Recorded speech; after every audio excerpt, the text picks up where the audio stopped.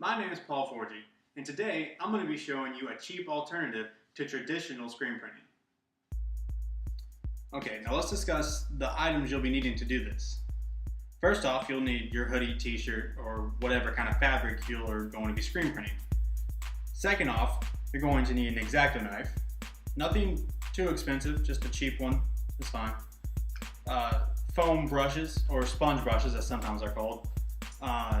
Scotch tape, either double-sided or single-sided. I'm using single-sided today.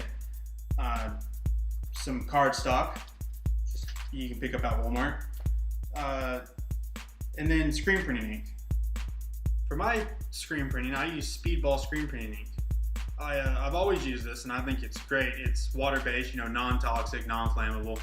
It works good on t-shirts, hoodies, tablecloths, anything you need to use. And I've really enjoyed it, and I recommend it highly. Okay, now that you have all your materials, it's time to decide what your design's going to be. What I usually do is pick something very simple, like letters, shapes, nothing too detailed. It's harder to cut out later. So what you're going to do is decide what it's going to be, then go into Photoshop or even MS Paint if you have to, and enlarge it. And this is how you do that. Okay, as you can see here, I have my design. It's simple, just a 4 and a G, my last name, 4G.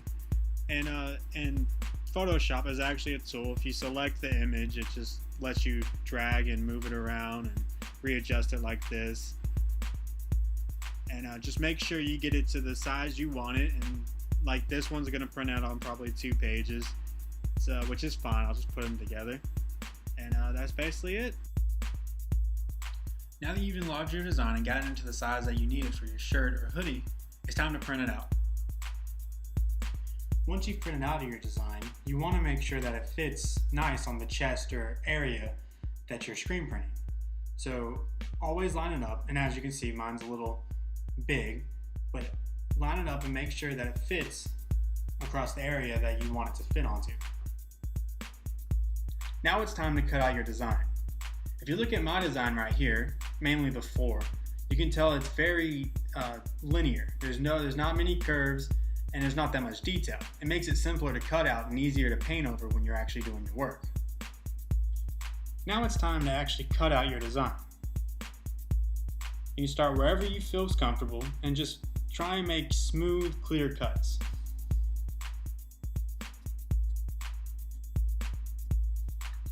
Alright, as you can see, I've cut out this part, and you're going to have to kind of snap it out a little bit, kind of like a puzzle piece. And there you go. See right there? Nice, clear cutout. So if you've done it right, it'll look similar to this. Now I'm going to go ahead and cut out the rest of this, and then we'll get to the painting portion.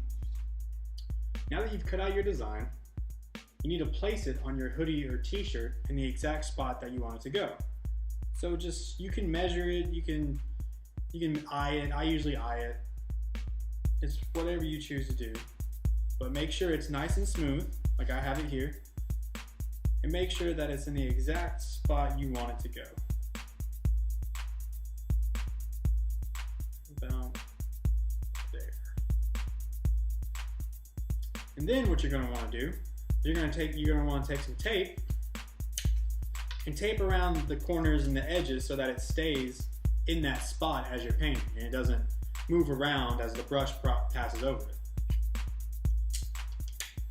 Now that you've placed your design, it's time to start painting.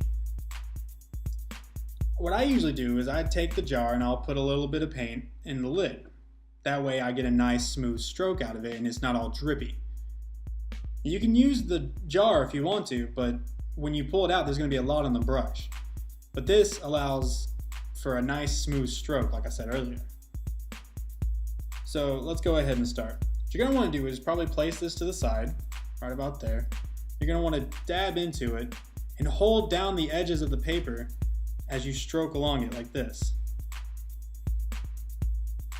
And never ever brush into the paper, always brush from the paper. If you brush into the paper, you'll get paint underneath it and it'll mess up the design. You always want to make sure you're brushing from the paper.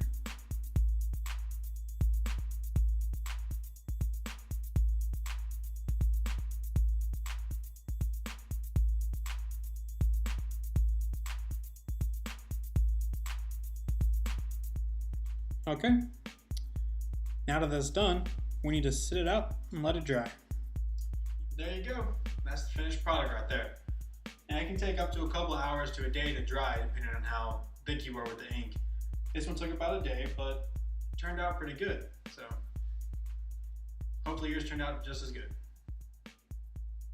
Once again, I'm Paul Forgy, and this has been Homemade Screen Printing. Thanks for watching.